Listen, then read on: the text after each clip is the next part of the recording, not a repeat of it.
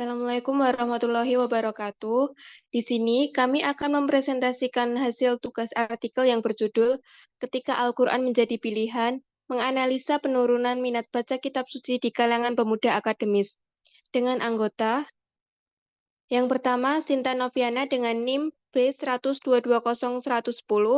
Yang kedua, Muflifatul Afifah dengan NIM B1220094. Yang ketiga, Nurhaliza Sinta Devi dengan NIM B1220146. Sabila Ulfa Istiqomah B1220147. Syakbani Khairunisa NIM B1220162. Dan Farah Mulia Putri dengan NIM B1220166. Yang pertama, ada abstrak yang berisi penjelasan singkat tentang artikel ini yang menyelidiki fenomena yang terjadi di kalangan mahasiswa Universitas Muhammadiyah Surakarta yang mengalami penurunan minat membaca Al-Quran dan partisipasi dalam studi keagamaan. Penelitian ini melakukan survei terhadap 50 mahasiswa dari Fakultas Agama dan Non-Agama. Tujuannya adalah untuk menemukan faktor-faktor yang mempengaruhi keinginan mereka untuk membaca Al-Quran dan belajar tentang agama. Hasil penelitian menunjukkan bahwa kurikulum Fakultas Agama tidak secara otomatis meningkatkan minat keagamaan mahasiswa. Hal tersebut dapat diperkuat melalui intervensi yang lebih luas dan inklusif. Studi ini meningkatkan pemahaman kita tentang bagaimana universitas dapat membantu mahasiswa terlibat dalam kehidupan keagamaan yang lebih signifikan. Selanjutnya ada pendahuluan, yaitu memahami dan membaca Al-Quran adalah aspek penting dalam kehidupan Muslim, memberikan pandangan moral, hukum agama, dan ajaran spiritual. Namun, minat baca Al-Quran di kalangan generasi muda, termasuk mahasiswa di Universitas Muhammadiyah Surakarta, menurun akibat perubahan sosial, budaya, dan gaya hidup. Akibat penurunan ini mengancam ikatan generasi muda dengan warisan keagamaan dan berdampak negatif pada karakter serta perilaku mereka. Penelitian ini membahas masalah tersebut dan mengusulkan solusi melalui program mentoring agama dan kemuhammadiyahan yang bertujuan meningkatkan keterlibatan mahasiswa dalam membaca dan memahami Al-Quran. Selanjutnya ada literatur review. Yang pertama, pemahaman Al-Quran pada generasi muda.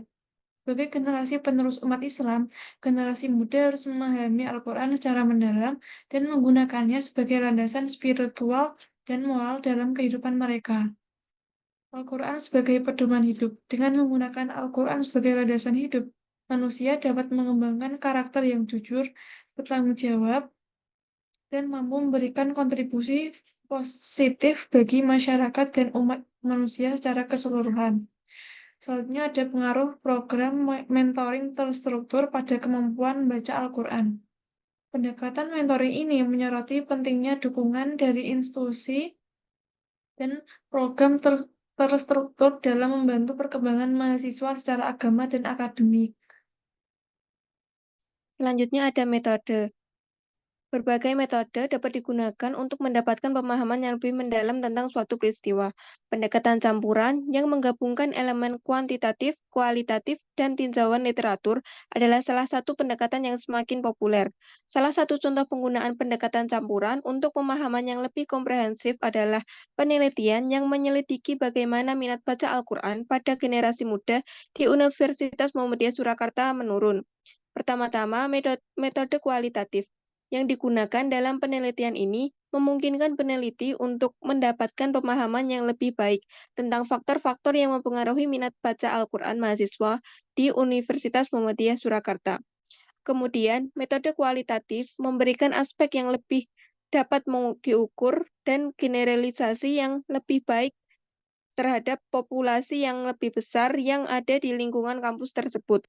Peneliti dapat mengukur minat baca Al-Quran, frekuensi membaca, pemahaman isi, dan faktor lain di Universitas Muhammadiyah Surakarta melalui survei atau pengumpulan data berbasis angka. Untuk mendapatkan pemahaman yang komprehensif dan sah tentang masalah yang diteliti di Universitas Muhammadiyah Surakarta, kombinasi pendekatan kualitatif, kuantitatif, dan tinjauan pustaka menawarkan keunggulan. Triangulasi dari ketiga metode ini memiliki potensi untuk menguatkan hasil penelitian, mengurangi bias, dan memberikan gambaran yang lebih luas dan menyeluruh tentang penurunan minat baca Al-Quran pada generasi muda di lingkungan kampus.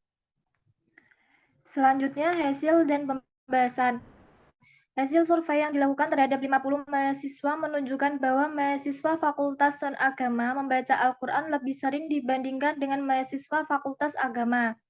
Mahasiswa Fakultas Non-Agama membaca Al-Quran 3 kali seminggu, sedangkan mahasiswa Fakultas Agama hanya membaca 2 kali seminggu. Ini menunjukkan bahwa keinginan untuk membaca Al-Quran tidak hanya terkait dengan studi agama formal. Frekuensi ini mungkin lebih tinggi karena ada kegiatan dan program universitas yang mendukung kegiatan keagamaan. Dan terakhir ada kesimpulan. Penelitian ini menemukan bahwa terdapat peluang di Universitas Muhammadiyah Surakarta untuk meningkatkan minat mahasiswa dalam membaca Al-Quran dan studi keagamaan. Kegiatan keagamaan ini seperti program mentoring Al-Islam dan kemuhammadiyahan. Dengan adanya program mentoring dan kemuhammadiyahan dapat membantu mahasiswa dari berbagai disiplin ilmu menemukan inspirasi dan memiliki kesempatan untuk berkembang secara spiritual. Sehingga dari dua kegiatan tersebut dapat memberikan dampak yang baik bagi mahasiswa dalam bidang keagamaan. Sekian dari kelompok kami, kurang lebihnya mohon maaf. Wassalamualaikum warahmatullahi wabarakatuh.